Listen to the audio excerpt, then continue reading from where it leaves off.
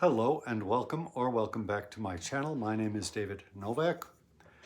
This is going to be a recent reads video, a video in which I recount the last 3 books I have read. Generally, it's the last 3 books I have read.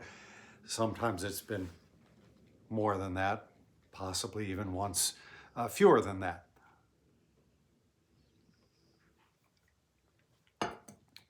So this will mark the second set of 3 books that I have read in the year 2026.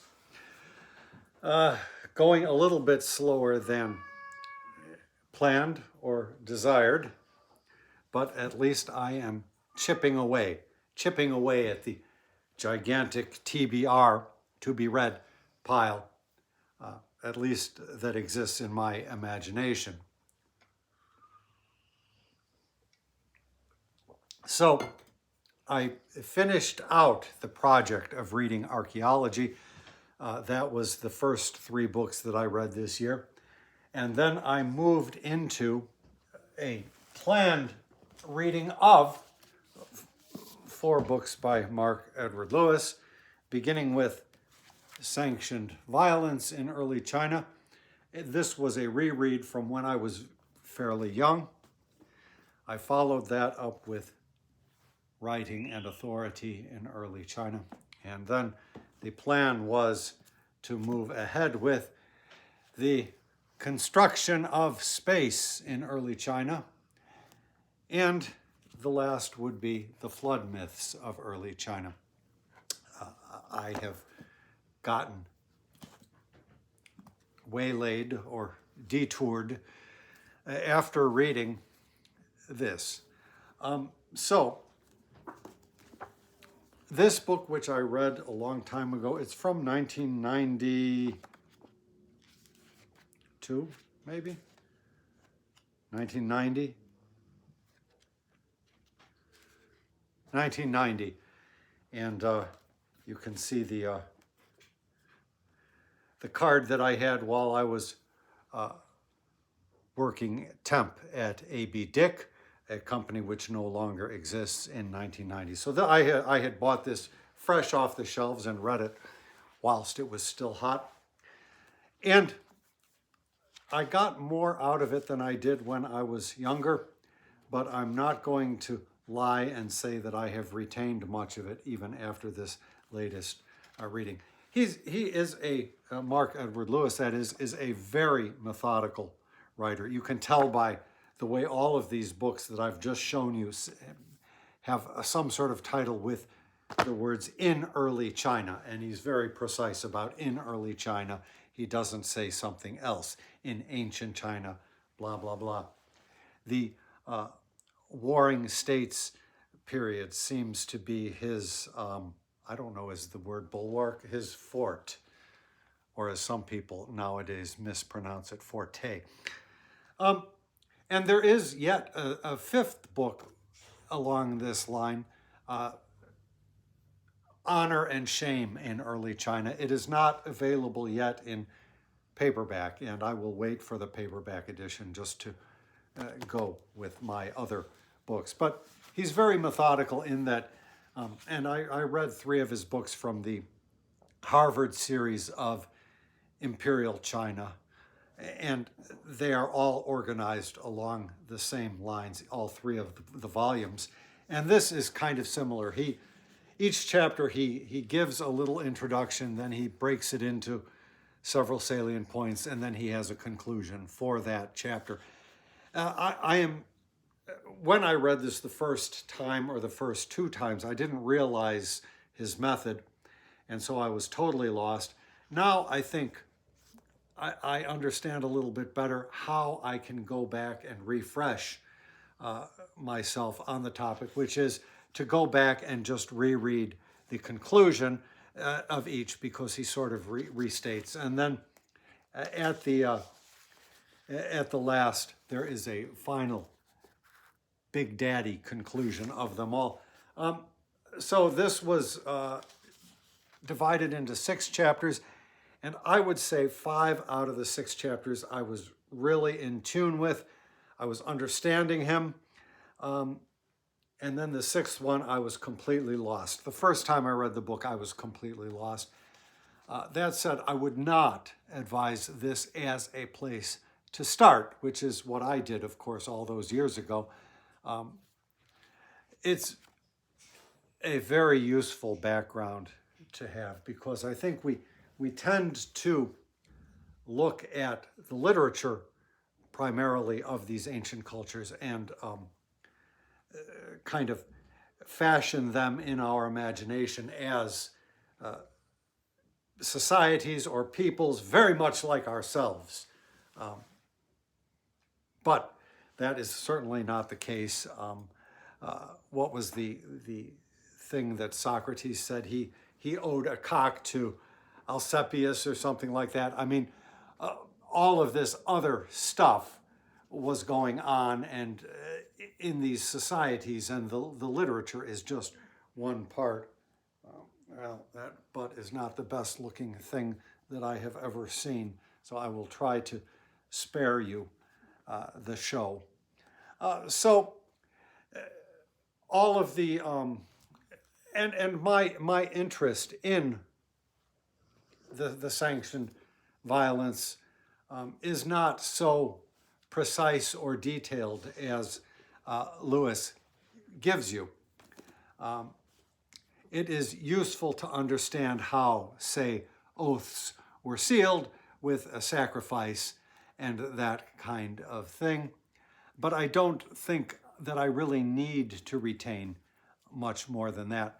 Now, on the other hand, while it is not an easy book by any means, Writing and Authority in Early China is a great place to start. If you don't mind a very difficult book, great place to start in that he offers up a grand overview of the earliest literature of China. China has so many different periods, so many different facets, it's really hard to put it all together. And I am one of these readers who I initially thought I was going to do all of China in that Harvard series I mentioned, and then I kept having to go back. So I wound up going back to archaeology and dealing with the earliest times of China. I forget how many books there were of the Yale set of ancient China that I read, but a good number. You can check my backlog of videos if you like.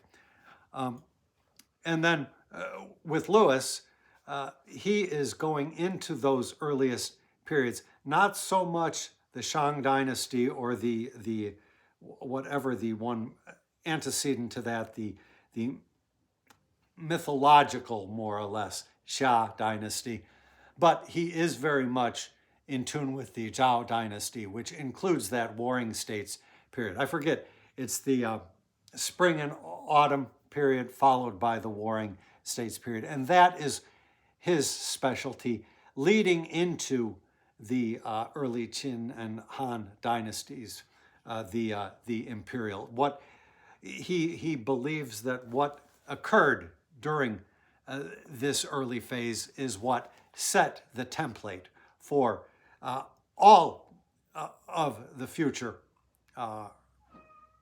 iterations of imperial China up until it ceased in more recent times, although who is to say it ceased altogether?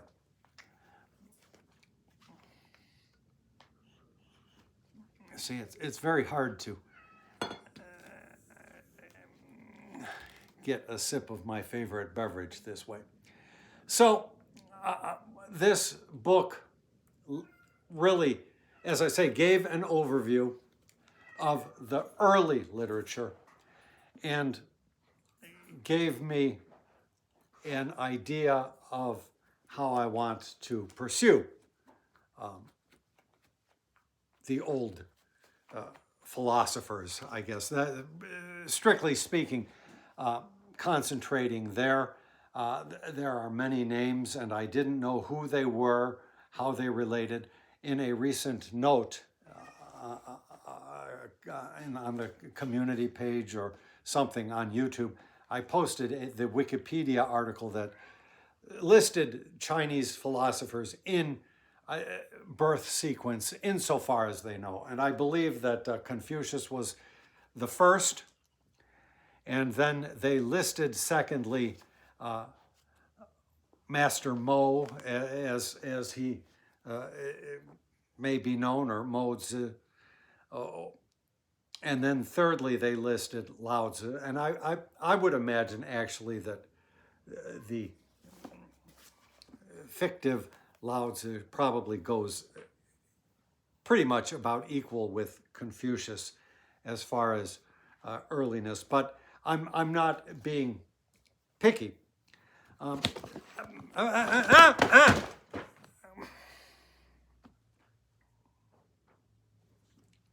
know, it's like old times here.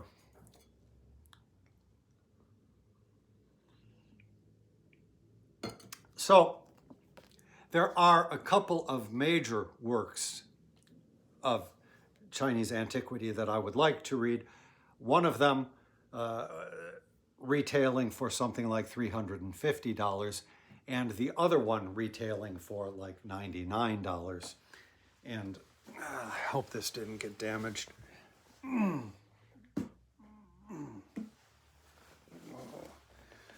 The French Revolution, not the best copy.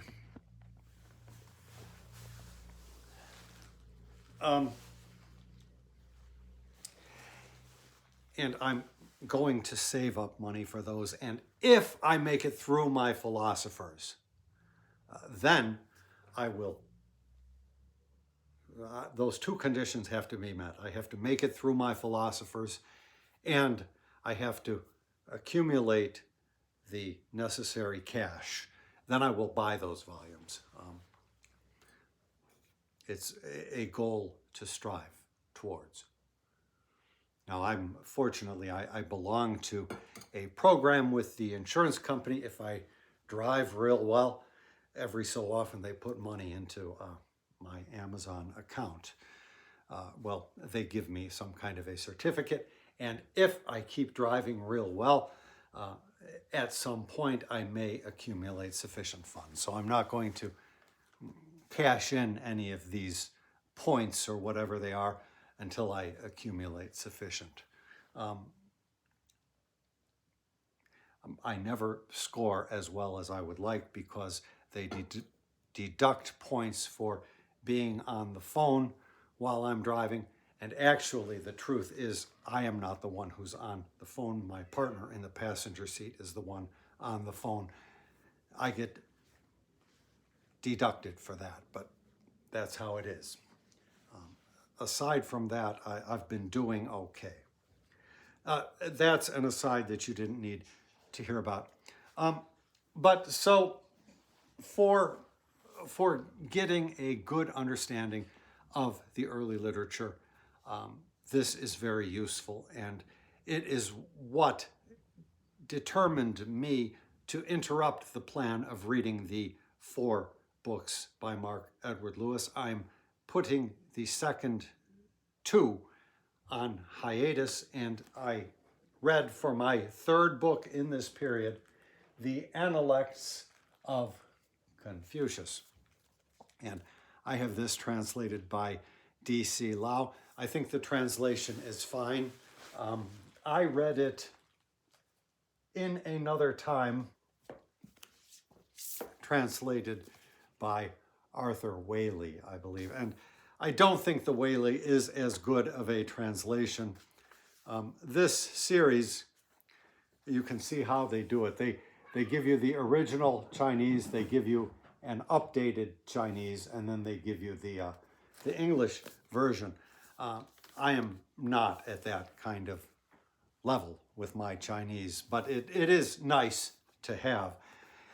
So I don't think that the translation that you use with the Analects is probably that important. I don't think it matters. It's pretty much a plain, straightforward text.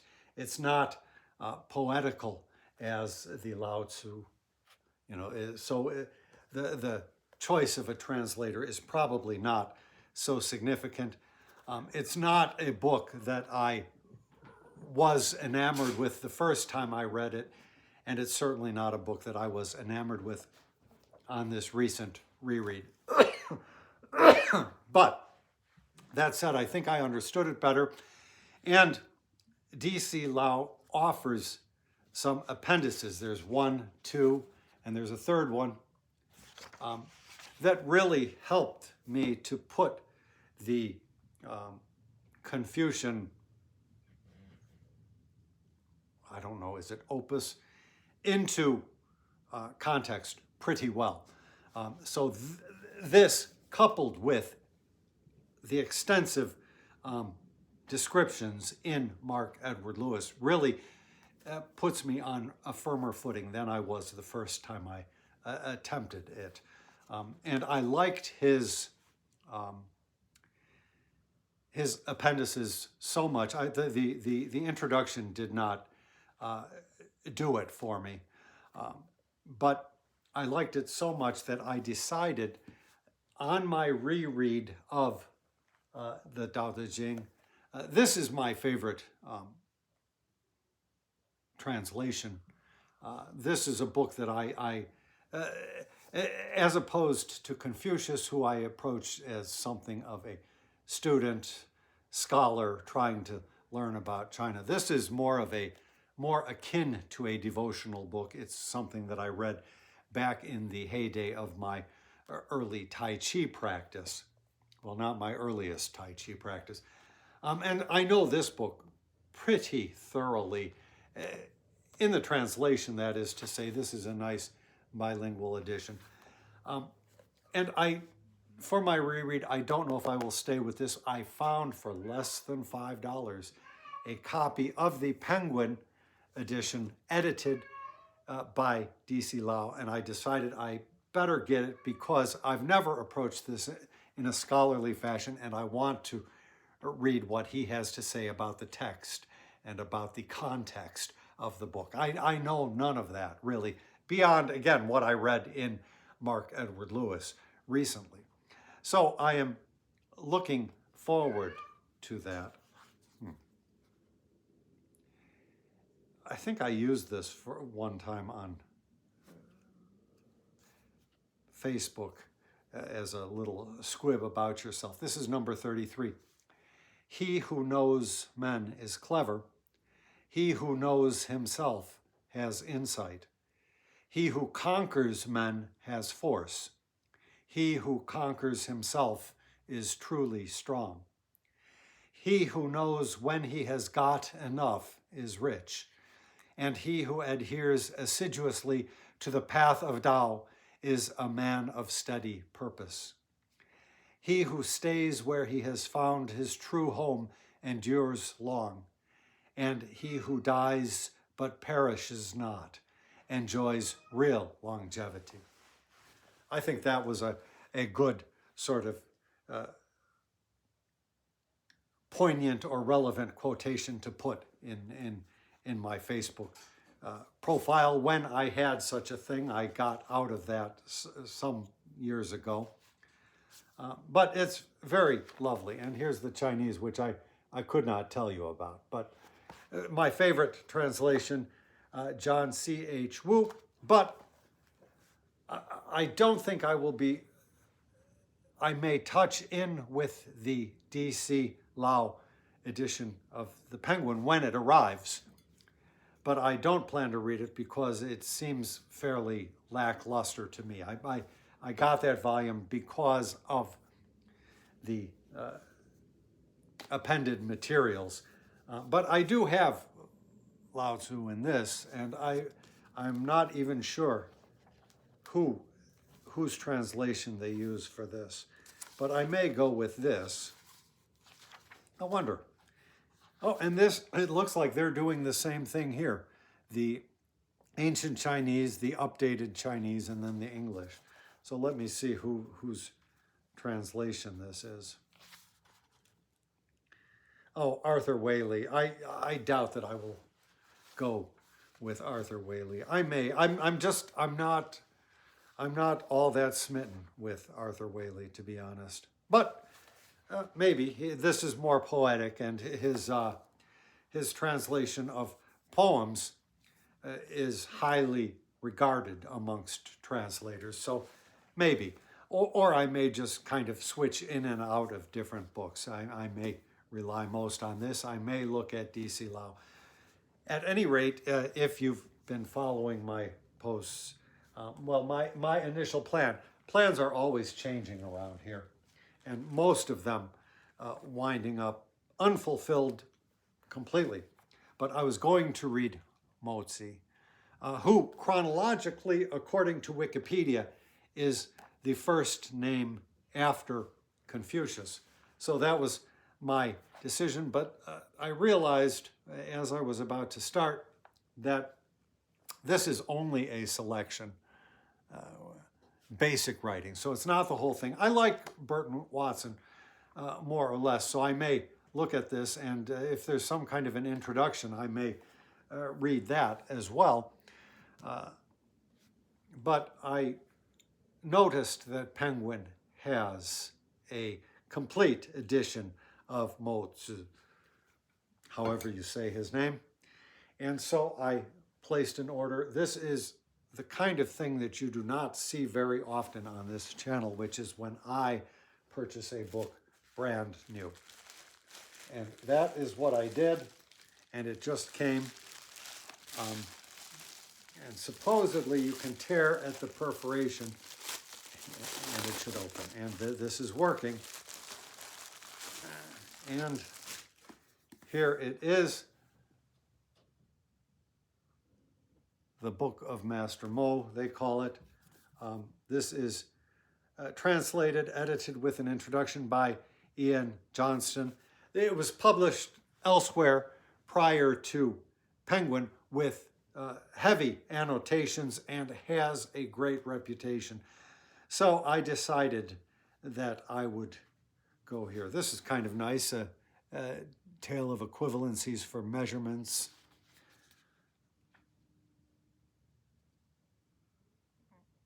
The core doctrines, a summary, the Mohist school. So this is giving me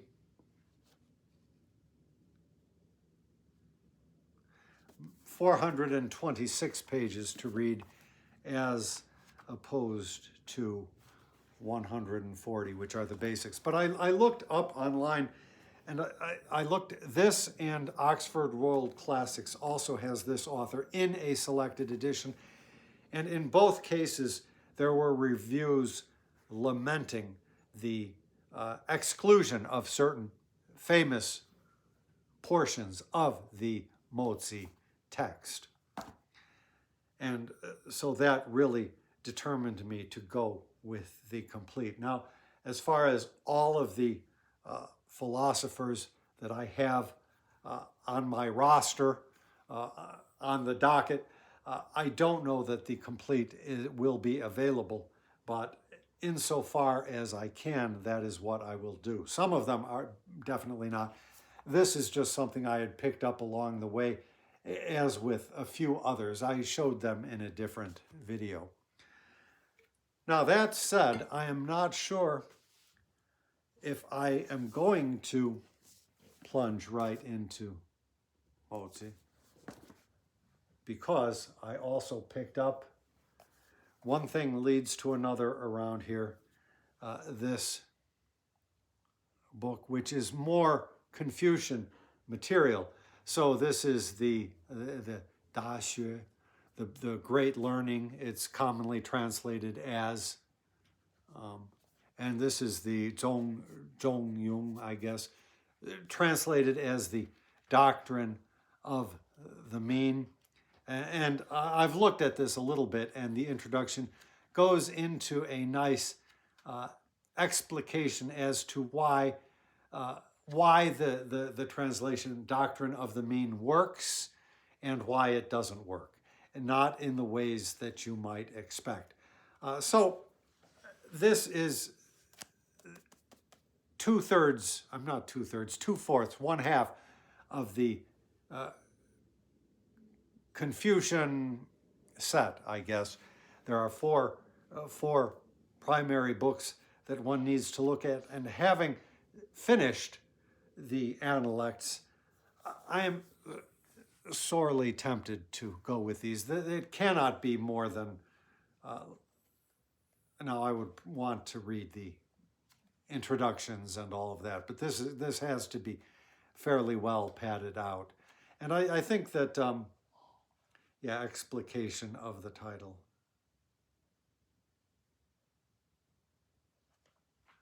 Yeah. So let's see. He translates this here as on the practice of the mean. Yeah, which is fine. That's probably, okay, so how many pages are we talking here? The practice of the mean. So as far as the text goes, it's about 50 pages. And then the great learning, that the Da Xue. Let's see what that is.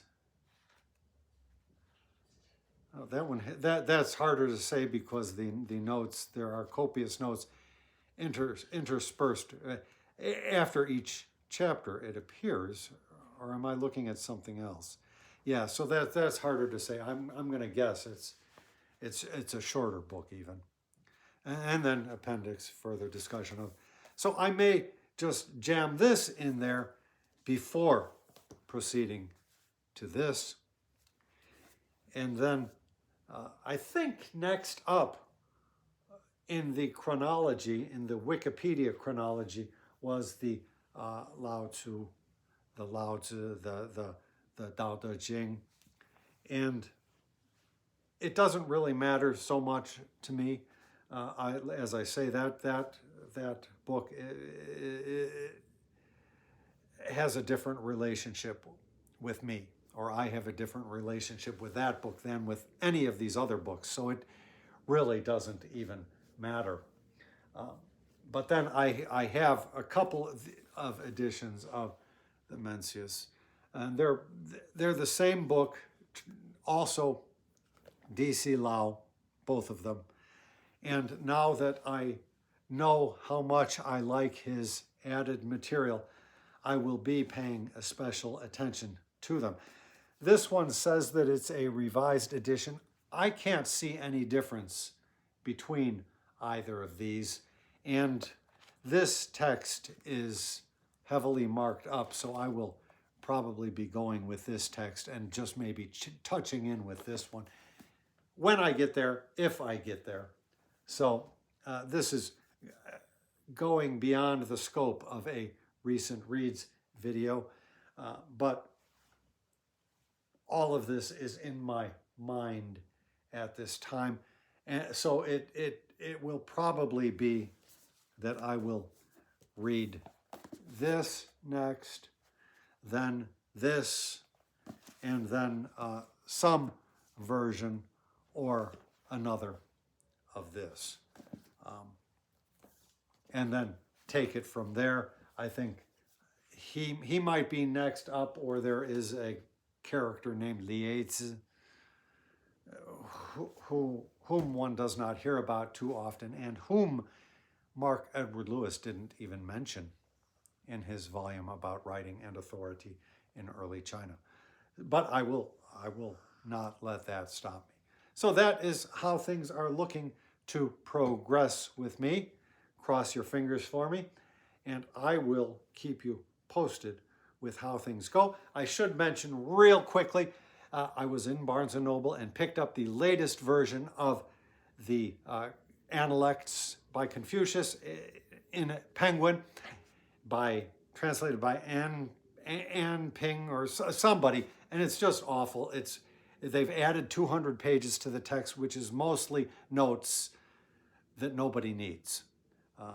You're going to, if you read Confucius, you're going to find things that don't seem to make sense. Why is this sentence attached to the following sentence? Nobody can really explain it. And so you don't really need to have 3 pages about what various different people have suggested. So I will leave off there.